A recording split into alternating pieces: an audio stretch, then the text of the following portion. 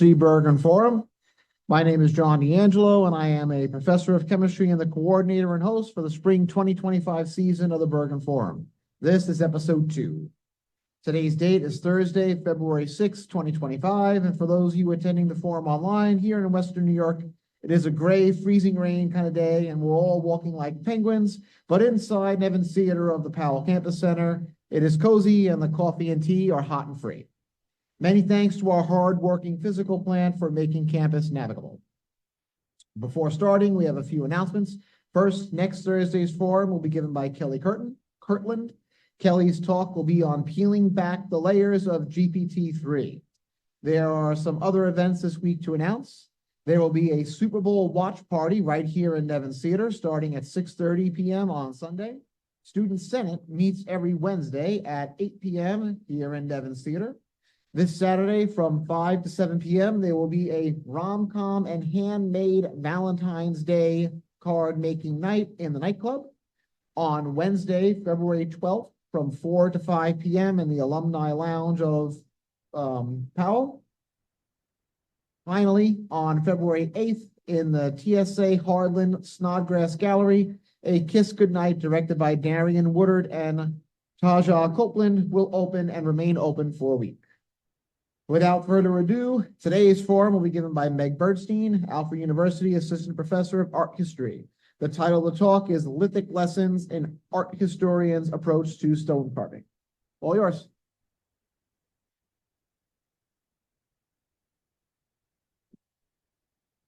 Okay, well, thank you for being here on this lovely, chilly day. And thank you to those of you who are joining us on Zoom. As John said, my name is Meg Bernstein. I teach art history in the School of Art and Design, and my main research area is medieval architecture and sculpture, primarily in Northern Europe, and more specifically in the UK. So today I wanted to share one aspect of the research that I did over the summer that was made possible using the International Fellowship for Faculty Development, better known on campus as IFFD. And the purpose of that is to help faculty internationalize their curriculum. And so I hope I'll be able to, well, I think I've already started to do that, and I hope to be able to do that a bit more using what I have learned. So using this fund, over the past summer, I spent time in both the UK and in Spain. In Spain, I studied some key medieval Islamic monuments that I will be able to use in the future when I teach an Islamic art class.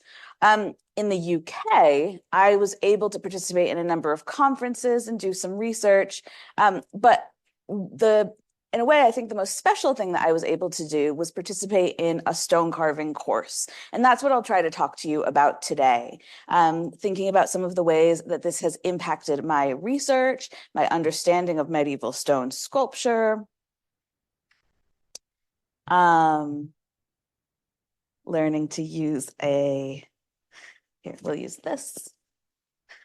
Learning to use a PC on the fly over here. And I will hope to talk to you about how this is relevant to both my teaching and my research. So today I will sort of give you a bit of an overview of one of the classes that I teach here at Alfred, which is called Medieval Materiality. I see Finn in the audience, and Finn's going to find a bit of what we're talking about quite familiar.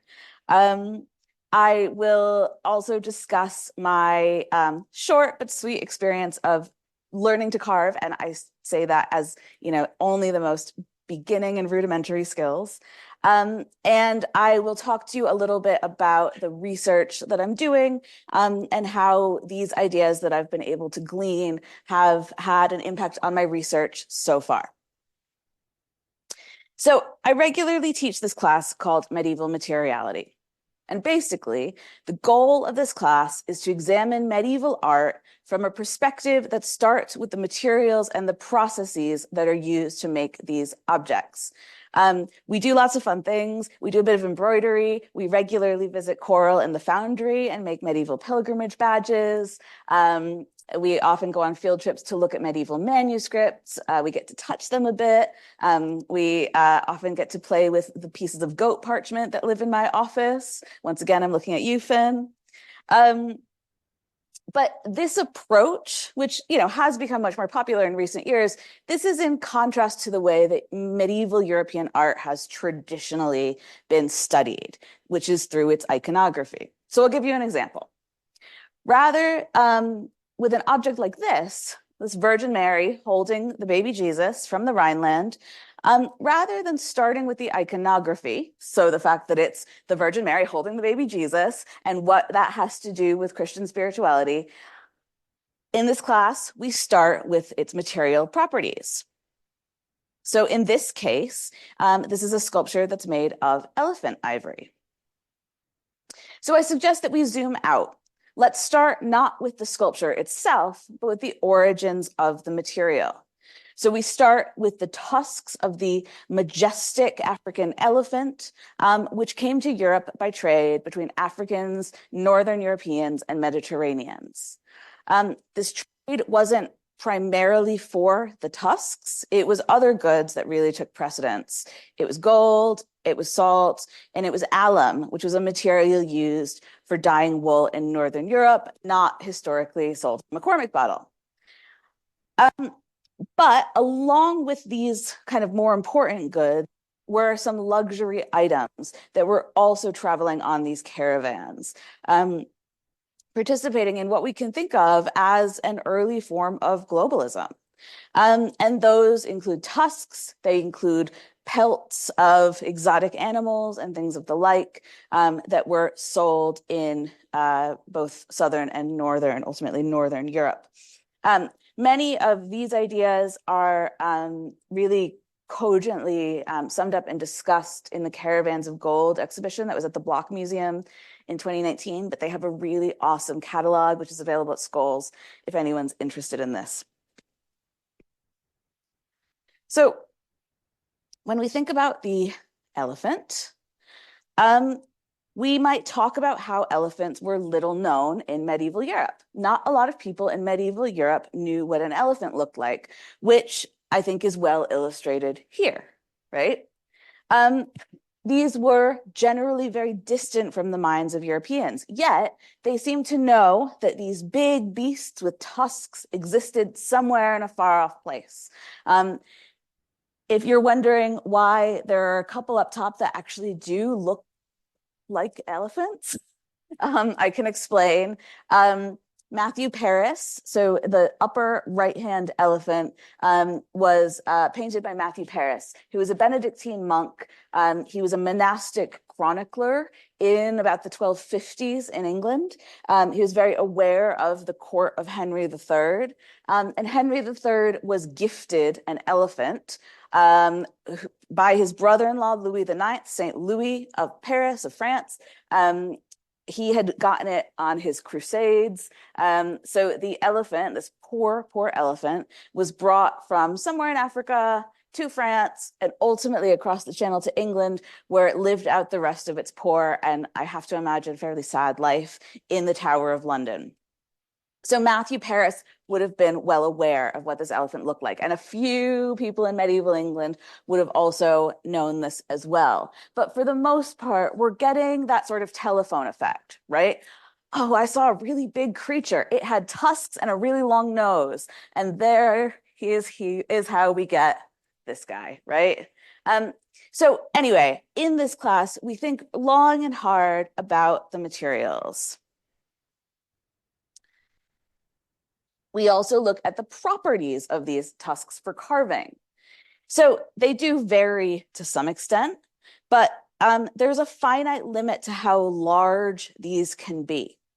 There's also a very particular shape to elephant tusks, right? That curving shape that you see both in the photo on the left as well as in the diagram in the center there. So students in the class are asked to think about planning. How would you go about starting to carve something from a tusk like this?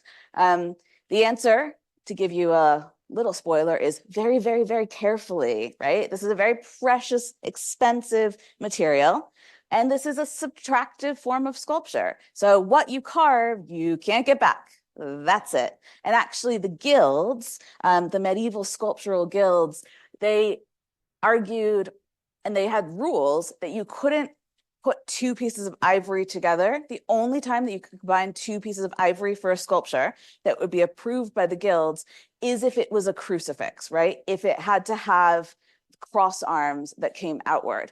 Otherwise, it was considered not showing sufficient skill and not doing honor to the guild to carve something out of more than one piece. So this really changes or limits or maybe provides interesting creative opportunities for what can be done with the tusk.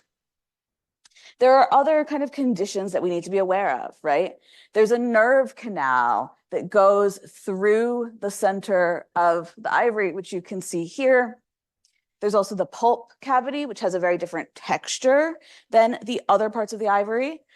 You can see in this cross section on the top, we have natural striations and natural cracks to the ivory. And all of this will impact the actual carving that one is able to do and that one has to think about when going through this process. It will all change the experience of carving. And all of this changes what you can do with it. So in the center, we have a diagram of a particular seated medieval Virgin and Child, the Vierge de Urscamp.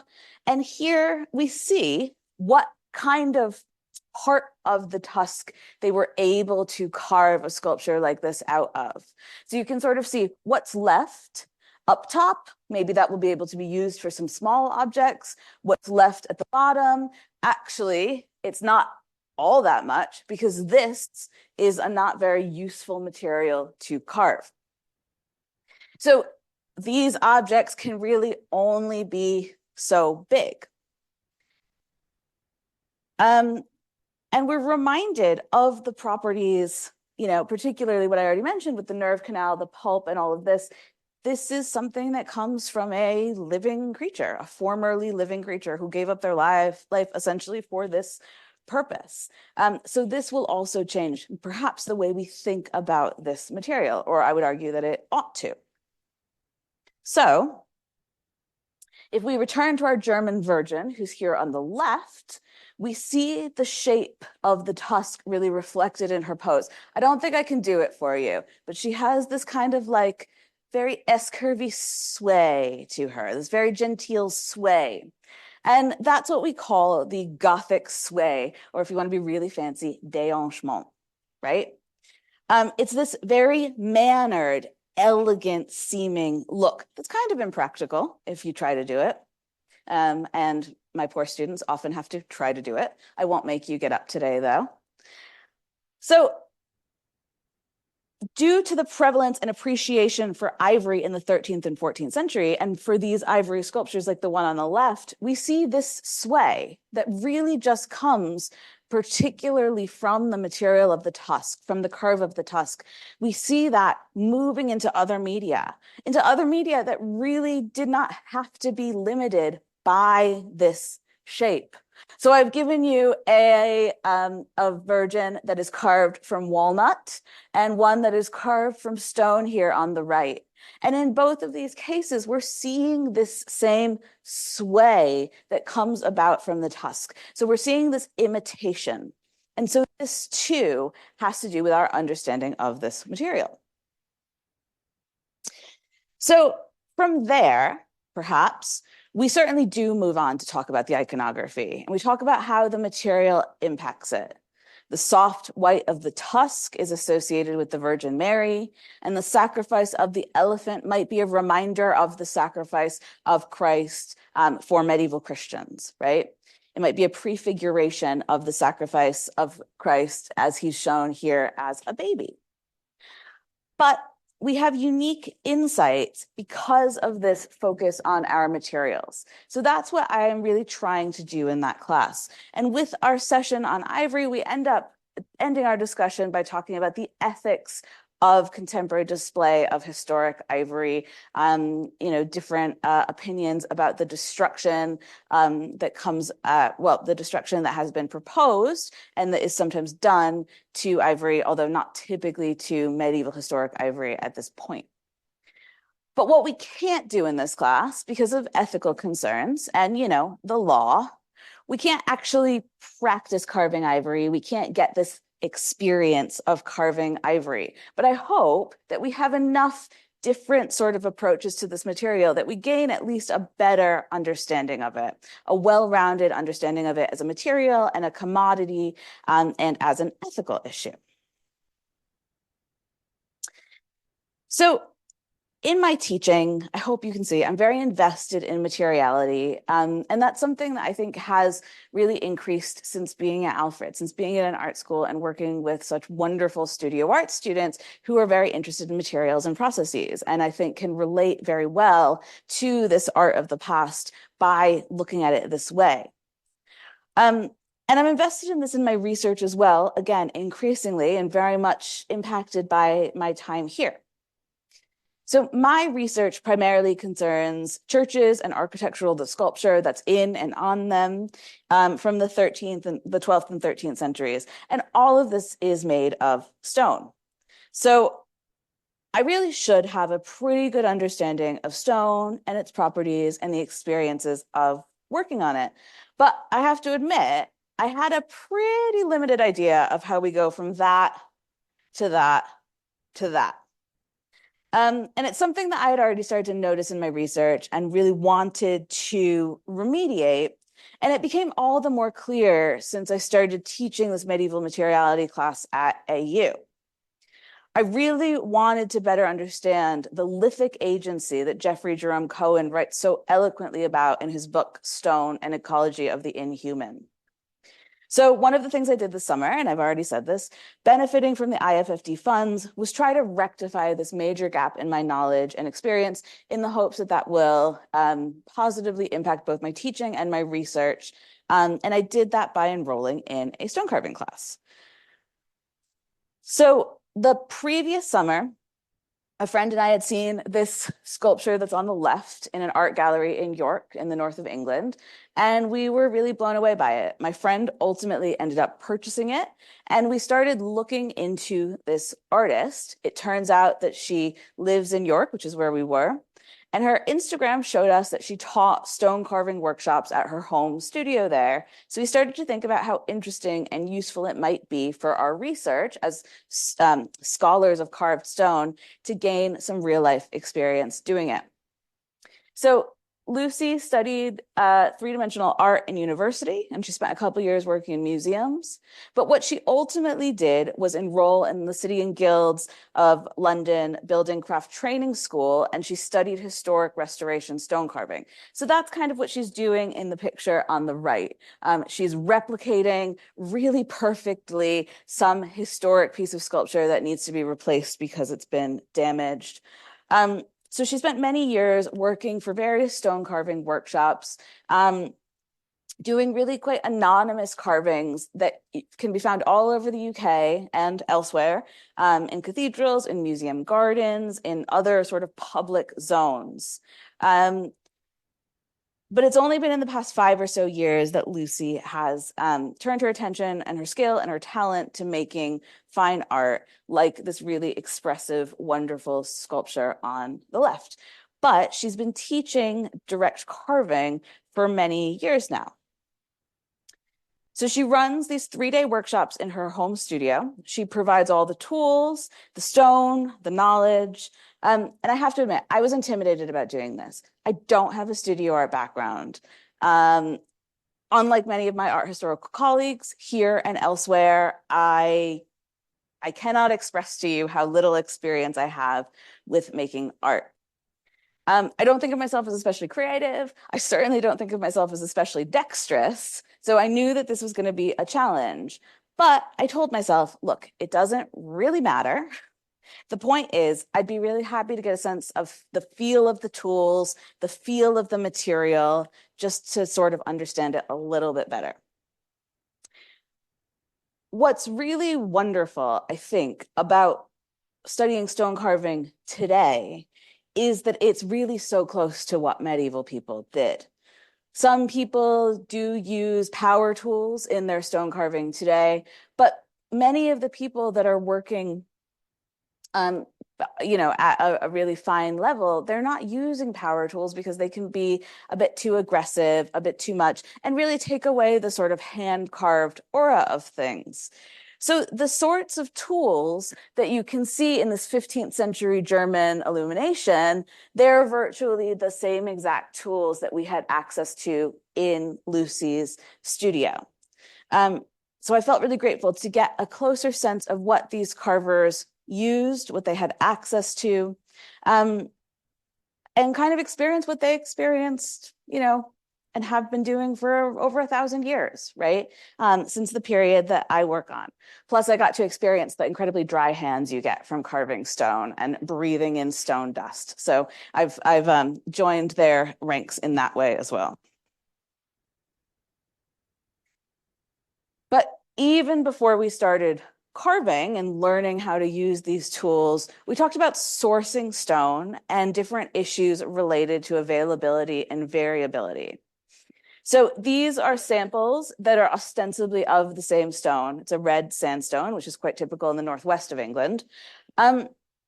But what I learned from Lucy is that what's available in the exact same quarry can really differ quite dramatically from the perspective of the sculptor over time. So as they're quarrying a new seam of rock, what they yield can look very, very different. So what I gleaned from Lucy is that a lot of her time when she's doing commissions is spent calling up different quarries and saying, okay, what size can you get of this? Can you send me samples of this? Because they want to make sure that they're investing in a good product to use, which can be so variable. And likewise, not every quarry will be able to produce large sizes of stone, for example. So what they'll also be looking for is what size stone is being able to be produced out of the beds that are being quarried at that time. I also learned about the differences of some of the major, most common types of stone that are used in the UK for carving. And that's something I'd always really wondered about as I traveled around the country looking at different churches. And that's what my research has been. That's what my dissertation was. I traveled all over the country and I looked at parish churches and sort of tried to study their similarities and differences, right? And one of the regional differences was stone type. Right? They would generally build with a local stone because it was available, it was more affordable, it was, less difficult to transport than stone that has to come from very far away. So but yet they will often import for the finest carvings. They'll sometimes import stone from further away because of the quality or because of the characteristics of that stone. So what I learned about sandstone is that because of its high silica content, it blunts chisels very, very quickly. So Lucy, in her studio, she has about 7 of these rolls of chisels, right? That she uses oftentimes for students. But if she goes to do a stone carving job, she told me, she'll bring all 7 rolls with her. She'll use them, and then she'll have to resharpen them all at lunchtime because they'll blunt so quickly, right? Whereas she can go the entire day using one set of tools that hasn't been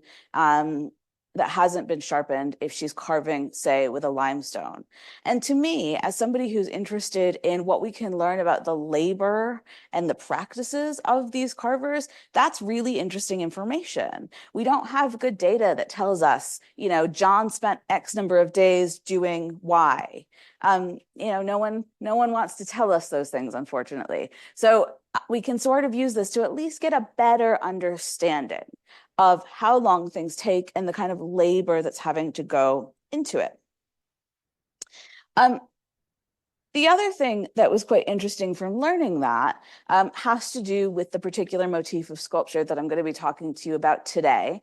And that's the fact that this blue zone is what's referred to as the limestone belt in England. And you'll notice that it kind of stripes across the country.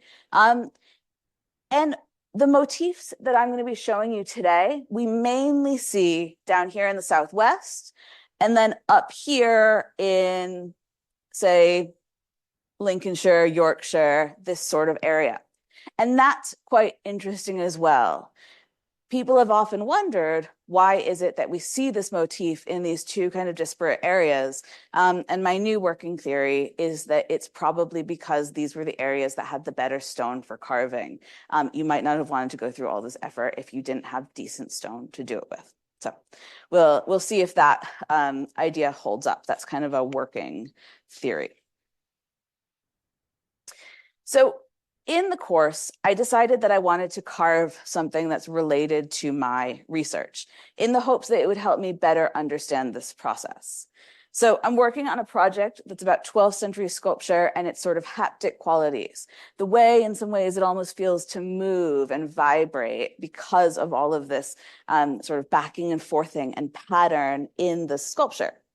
So this is a motif that's very common in 12th century England in the regions that I just mentioned, that's called beakhead.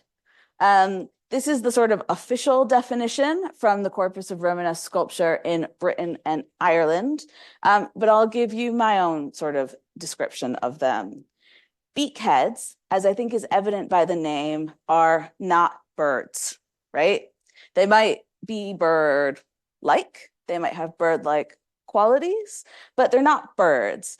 They actually emerge from the molding. They're heads. They're sort of decapitated heads that emerge from this molding in the stone, clasping onto it with their usually beaks.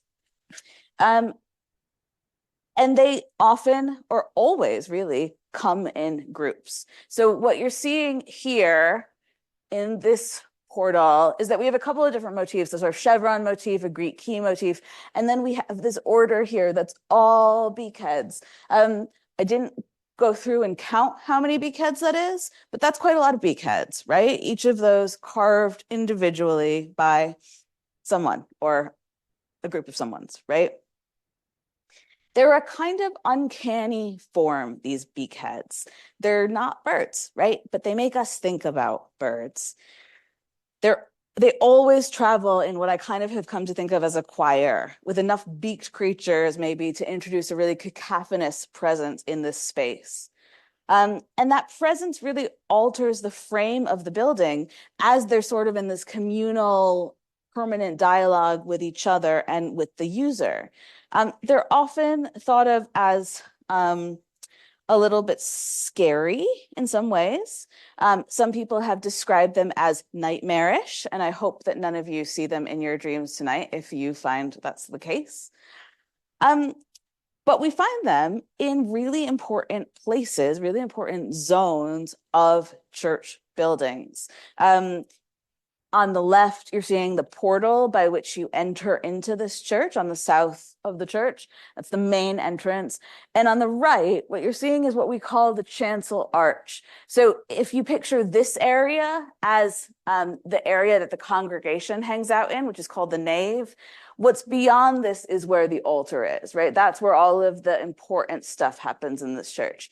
So in a way, this arch is forming a frame around which that important stuff is going to happen. So they're often found on the exterior of buildings, but sometimes they're invited into the interior of the building. And we find them, I think, at vulnerable apertures, what we might think about as vulnerable apertures.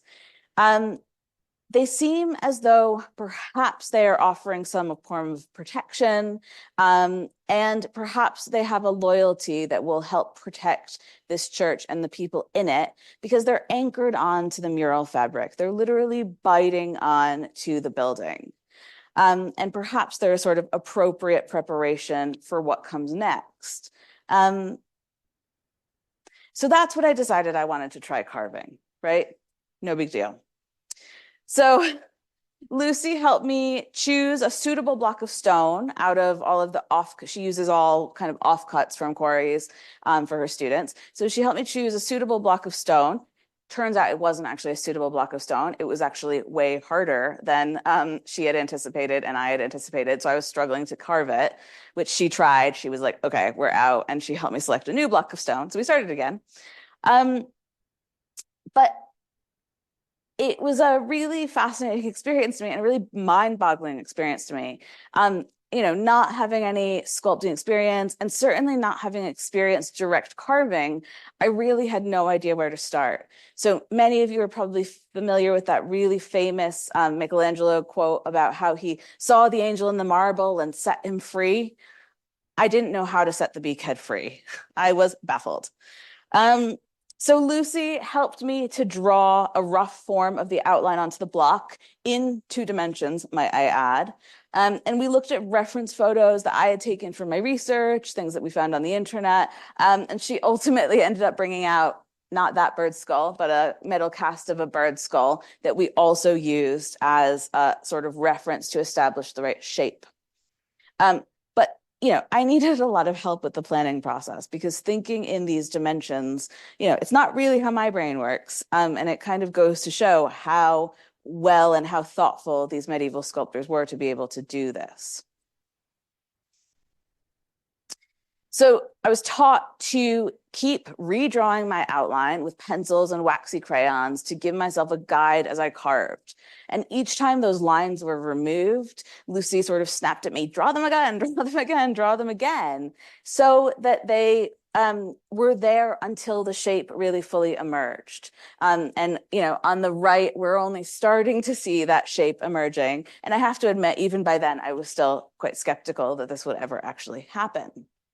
And it was also kind of interesting because if you remember that sculpture of Lucy's that I showed you earlier, I had previously just thought that these marks in blue and gray were sort of expressive gestures that were a part of her sort of artistic process. And they were, but they literally were the marks that she had drawn on as she was carving the stone.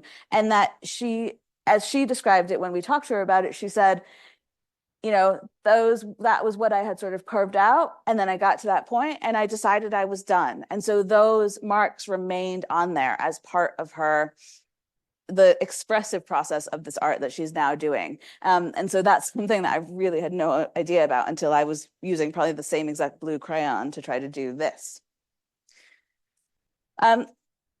In the early stages of doing this, it's so important to not chisel away the wrong areas, right? This is the time that you're most at risk of doing that. And yet it's the time that it will be most dangerous to do it. We can't return to the shape. So we just kept doing this and we used, increasing different tools in order to carve. In particular, we used a drafting chisel to create the lines that we needed to be forming. And then we started using something like the claw chisel to carve larger areas. I was just talking to Coral about this. It's a slow process, right? I spent hours carving out just the bulk of this to start to see this beak taking shape. And eventually Lucy taught me a strategy that she calls robbing Peter to pay Paul, sort of nibbling in that way and then that way to try to get rid of this sort of White Cliff of Dover that sort of appears on the side here. But slowly and surely, the form starts to emerge. And once the shape of the beakhead had fully emerged, lots of time was spent on the finishing, smoothing out the surfaces that were too angled, smoothing out the marks left by the claw chisel. But what was really surprising to me is how intuitive this became really rather quickly. By day 3, I kind of knew which chisel I wanted to grab, which ones I preferred to work with. But every time sort of Lucy jumped in, grabbed a chisel and demonstrated something for me or helped me out, it became really clear. This is, she just works in such a way, there's so much ease that goes into this when you have this skill. I experienced only a tiny microscopic amount of it in this process. So here's my beakhead, nearing completion, along with one of the inspiration photos that I was drawing from. There were definitely some concessions to the time and to my nascent skill, but the process, the material knowledge of handling the stone and the tools has become really valuable to the way that I now look at stone sculpture.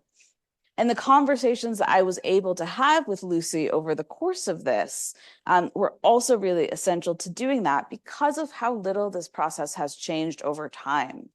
So I asked Lucy how long it would take her, an incredibly experienced stone carver, to carve a beakhead, trying to see what I could possibly extrapolate about how long it would take to do that in the Middle Ages. One of the most famous churches from the period that I study is this one. It's called Kilpeck. It's in Gloucestershire, and it has this really wonderful array of beastly sculpture. And it utilizes lots of clasping motifs, some of which have beaks, but others, use this clasping strategy to present something else. And Lucy told me that when she was studying stone carving at City and Guilds, one of their assignments actually was to create a Kilpeck style beakhead. She didn't still have hers or know where hers was, but I did find that they at least do this a little bit there, because in 2016, the students there showed an arch which was composed of beakheads that they had made. I asked Lucy how long it would take her to make one of these, right? She said it would take her about 3 days to get it to the appropriate level of completeness to be able to install in a church. A lot of this is probably due to its shape, the fact that you go from having, almost the whole block for the molding and then coming down to, the much smaller beakhead at the top. But that's kind of what she's estimating. And it was kind of surprising to me. It took me 3 days to carve a really rudimentary version of the same thing. But, I did a very rudimentary version. Hers, of course, would be a lot less finished. Sorry, a lot more finished, of course. But what was quite surprising to me is how long that 3 days seems. And, I know that this is just an estimate, but when we think about these buildings, which have many, many, many of them, right? And they're often discussed in the scholarly literature as just kind of decorative, right? Just a marginal motif that these sculptors would do in their spare time, not very important, not very significant, not having a lot of meaning. So here, I've already showed you this once. This is the chancel arch at Tickingcote. This is a really famous arch. It's quite unusual to get this many what we call orders of sculpture. It's a little bit like over the top. It's so over the top, in fact, that it kind of gets depressed a bit at the top. This is what's fun about medieval art, though. And of these, 2 of these orders, the innermost and then the middle one, have some sort of clasping motif. The innermost one is all beaks, because the outer one has both flora and fauna, but with a clasping, but they're all different and they use that clasping motif. And then the other orders of voussoirs are other sort of more common motifs: Greek key, chevron, and this kind of weird wedge shape on the exterior. So I did a really, really, really rough count. If you count different, please tell me, but do it later so as not to embarrass me and my counting skills, right? And I wanted to try to think about the days of labor that would have gone into producing the sculptures of this arch. So I used Lucy's number. I assigned 3 days to the beakheads and the other clasping motifs. And then I gave 2 days each to the other orders. And we get something like 504 work days that might go into producing this. Please be aware that this is a very unscientific study. This is just to give us a sense.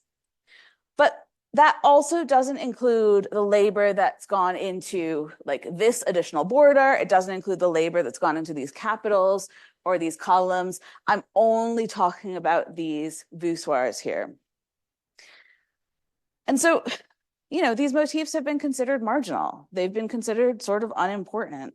But I have a really hard time thinking about when we're talking about the cost of the stone and we're talking about the labor being, at this kind of level, that they're unimportant, right? It feels to me like someone's actually given quite a lot of importance to these, that they're more meaningful than simply marginal decoration.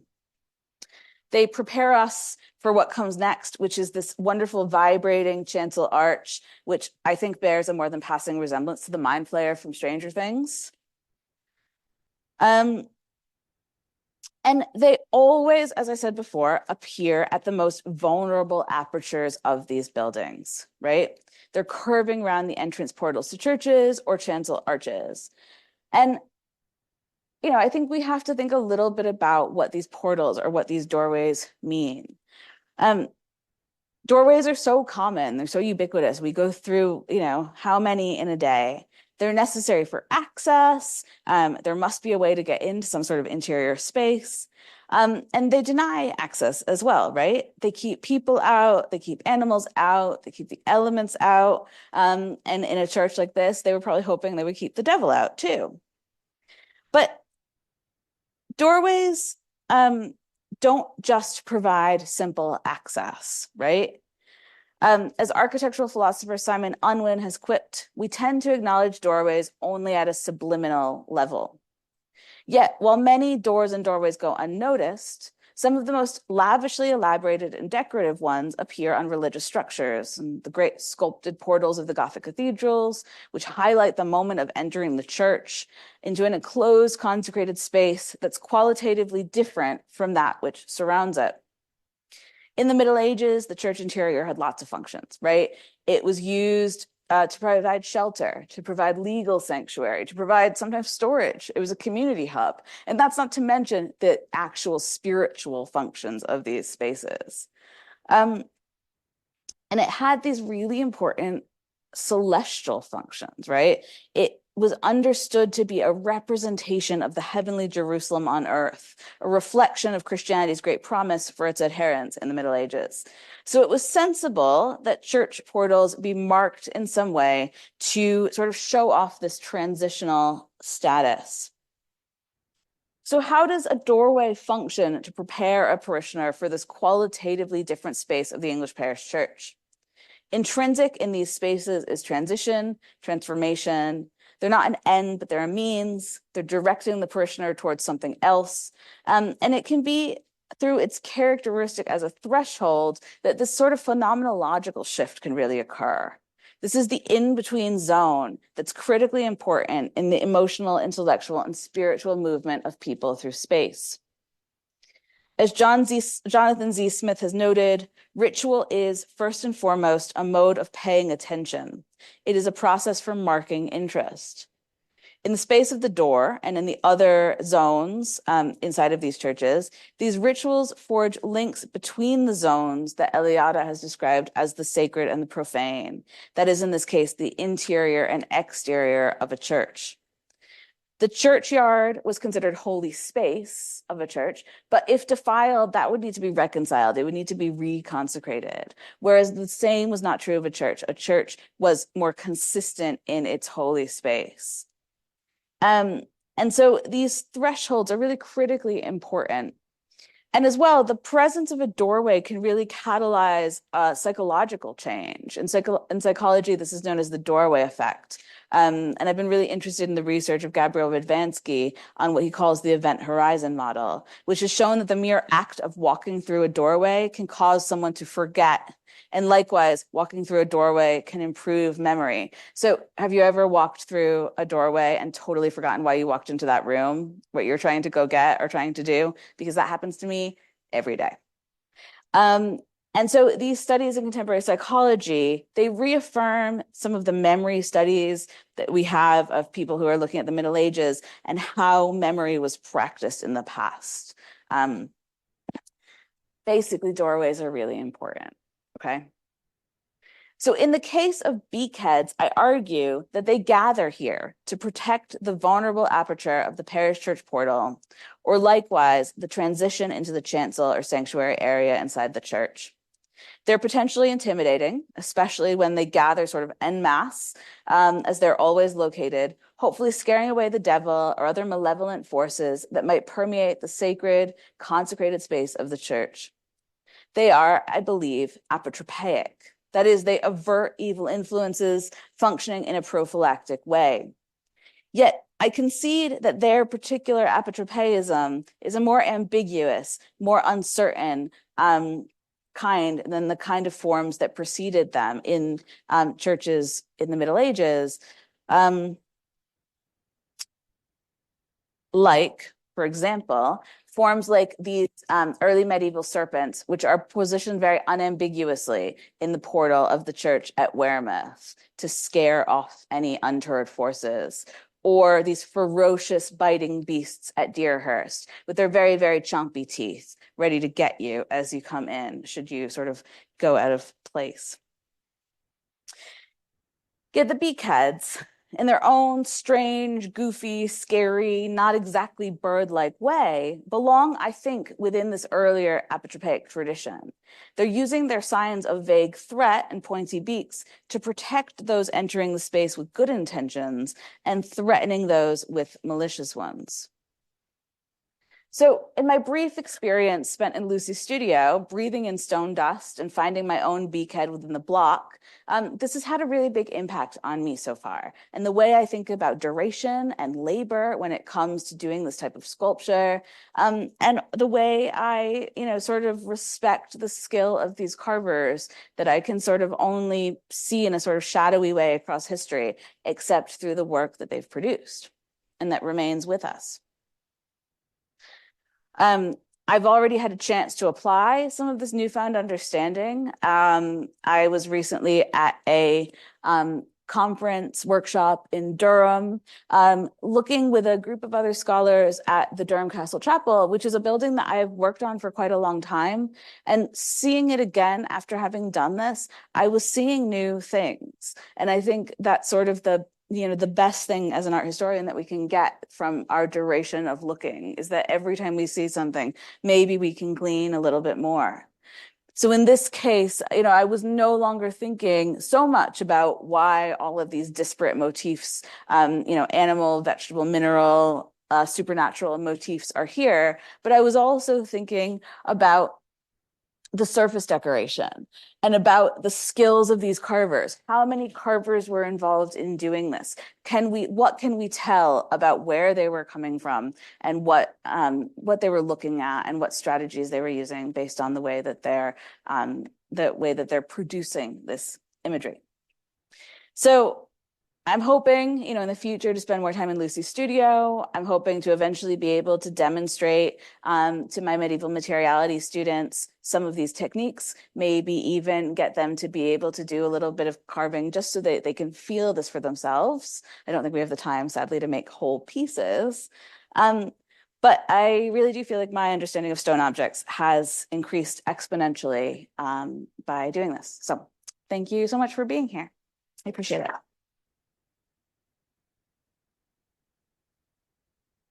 Time for one or two questions, and one's right here in front of me. Hi there. They remind me of plague masks that doctors wore, which came a couple centuries later, correct? Yeah. Do you see any connection with that, or do you see like a connection to any previous imagery that these beak heads would have evolved from? Yeah, it's a really good question. I mean, I think in a similar way, the plague masks, as you say, which are coming a few centuries later, on one hand, they're meant to be helpful and protective, and on the other hand, there's something kind of threatening about them. And I wonder if this has more to do with the way we think about bird forms and the sort of ways that we've sort of extrapolated out from thinking about bird forms. But yeah, there are some there are definitely similarities there. But I haven't really been able to think of a way to sort of draw them together much more closely than thinking about bird forms. And the way that I think we see birds as both, a positive and negative, malevolent, but also good.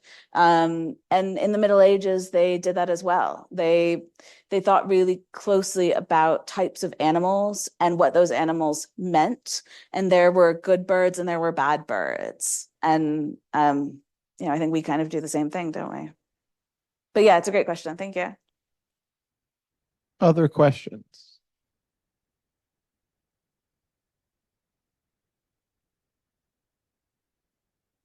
So you mentioned a little bit in one of the slides talking about the beakheads that the sculptors would work on them in their free time. And so is that like were they commissioned by the churches, or were they more like, oh, let's do some beakheads, this is so cool, I have a better one than you? Was it like sort of like a challenge as they're working on it, or? I mean, I like to think about it that way. I may have misspoken. I don't necessarily think that they were doing this in their spare time, but what I do think is that, they would be hired to do some sculpture at a church. And to some extent, there are certain places where you can really imagine that the patron was saying, can you please do a virgin child there? Can you please do this specific, our patron saint is whoever, can you do something related to them? But I think there are also zones where they're saying, do something over there. Do something decorative, meaningful, useful. But I certainly don't think that there was a priest or anyone who was going up to, the person who was making this and saying, okay, I want like 30 of those and 40 of these. And so I think this was an area where these sculptors were probably more able to show their creativity. Yeah, okay, I'll do one of those beakheads, but I'll do it my way. They differ quite a lot. And I suspect there was a little bit of that one-upsmanship of, oh yeah, well, you did that one. Like you did this like really weird skinny one. Like, look how much better my one is. Like my one has really good eyes. Oh, yours is a bit squinty. I think there probably was a bit of that because they're people just like us. But yeah, I don't think it's just that they're doing it in their free time. And I certainly don't think they're doing it on spec. I think they're doing it, for a commission. But they're spending probably quite a lot of time doing it. They're putting a lot of effort into it. So yeah, thanks, Ben.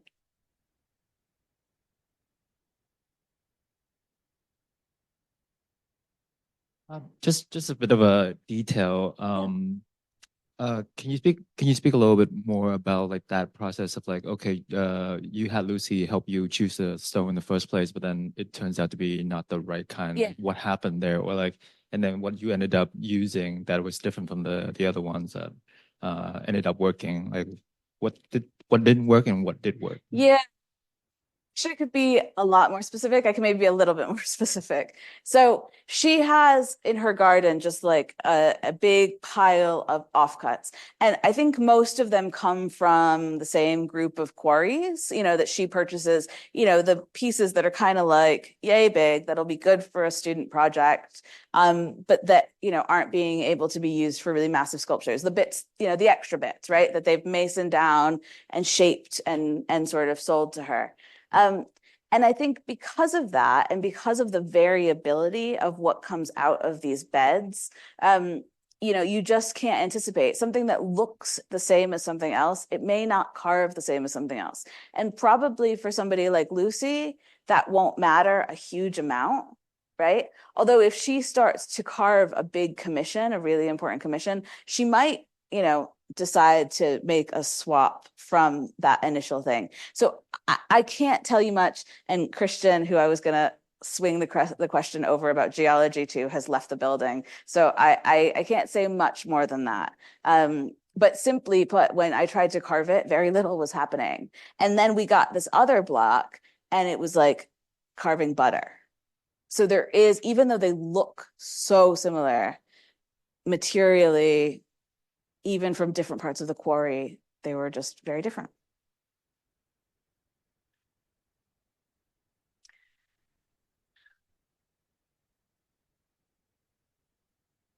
Yeah, I mean, very probably.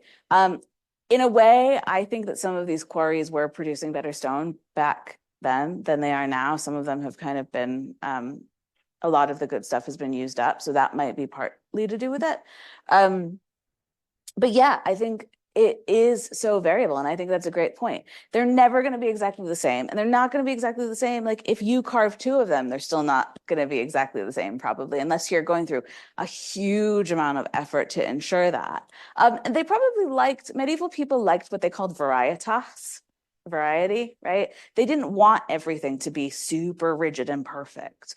So they wouldn't have minded this in the way that I think for us, that's a little bit like more jarring.